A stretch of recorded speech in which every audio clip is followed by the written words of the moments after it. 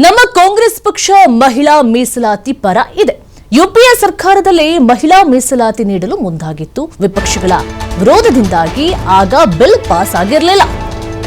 ವಿಧಾನಸೌಧದಲ್ಲಿ ಸಚಿವ ರಾಮಲಿಂಗಾರೆಡ್ಡಿ ಹೇಳಿಕೆಯನ್ನ ಕೊಟ್ಟಿದ್ದಾರೆ. ಮಹಿಳಾ ಮೀಸಲಾತಿಗೆ ಬೆಂಬಲವಿದೆ ಅಂತ ಸೋನಿಯಾ ಗಾಂಧಿ ಹೇಳಿದ್ರು. ಬಿಜೆಪಿಯವರು ಚುನಾವಣೆ ಮುಂದಿಟ್ಕೊಂಡು ಈಗ ಮಾಡ್ತಾ ಇದ್ದಾರೆ. ಕ್ಷೇತ್ರ ಮರು ವಿಂಗಡಣೆ ಮಾಡಲು ಈಗ ಮುಂದಾಗಿದ್ದಾರೆ ಅವರು. ಈಗ ನಮ್ಮ ರಾಜ್ಯದಲ್ಲಿ 28 ಕ್ಷೇತ್ರಗಳಿದೆ, ಅದು 42 ಆಗುತ್ತೆ. ಬಿಜೆಪಿಯವರಿಗೆ 14 ಸೀಟ್ ಜಾಸ್ತಿ ಆಗುತ್ತೆ. ಹೀಗಾಗಿ ಕಾಂಗ್ರೆಸ್ ವಿರೋಧವನ್ನ ಮಾಡುತ್ತೆ ಅಂತ ಹೇಳ್ತಾ ಇದ್ದಾರೆ. ಬಿಜೆಪಿ ವಿರುದ್ಧ ಸಚಿವ ರಾಮಲಿಂಗಾರೆಡ್ಡಿ ವಾಗ್ದಾಳಿಯನ್ನ ನಡೆಸಿರುವಂತದ್ದು. ಬಿಜೆಪಿಯವರಿಗೆ 14 ಸೀಟ್ ಜಾಸ್ತಿ ಆಗುತ್ತೆ, ಹೀಗಾಗಿ ಕಾಂಗ್ರೆಸ್ ವಿರೋಧವನ್ನ ಮಾಡುತ್ತೆ ಅಂತ ಹೇಳ್ತಾ ಇದ್ದಾರೆ.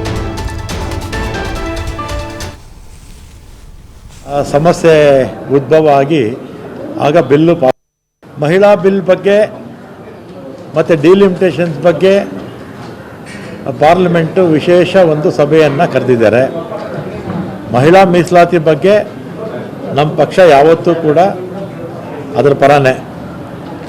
ಹಿಂದೆ ನಮ್ಮ UPA ಸರ್ಕಾರ ಇದ್ದಾಗಲೇ ಮಹಿಳಾ ಬಿಲ್ಲು ಆಗ ಪಾರ್ಲಿಮೆಂಟಿಗೆ ತಂದಿದ್ದರು. ಆಗಿದ್ದಂಥ ವಿಪಕ್ಷಗಳು ಅದರಲ್ಲೂ ಕೂಡ ಮೀಸಲಾತಿ ಬೇಕು ಅಂತ ಅವಾಗೇನೋ ಸ್ವಲ್ಪ ಸಮಸ್ಯೆ ಉದ್ಭವ ಆಗಿ ಆಗ ಬಿಲ್ಲು ಪಾಸಾಗಿರಲಿಲ್ಲ.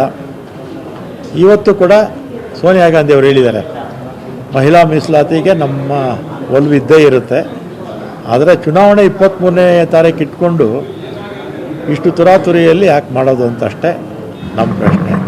ಮಹಿಳಾ ಮೀಸಲಾತಿಗೆ ನಮ್ಮ ಪಕ್ಷ ಯಾವತ್ತೂ ಪರ. ಮತ್ತು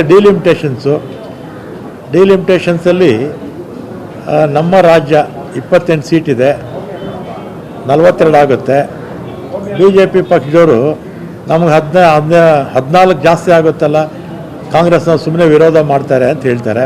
ಮಹಿಳಾ ಬಿಲ್ ಬಗ್ಗೆ ಮತ್ತು ಡಿಲಿಮಿಟೇಷನ್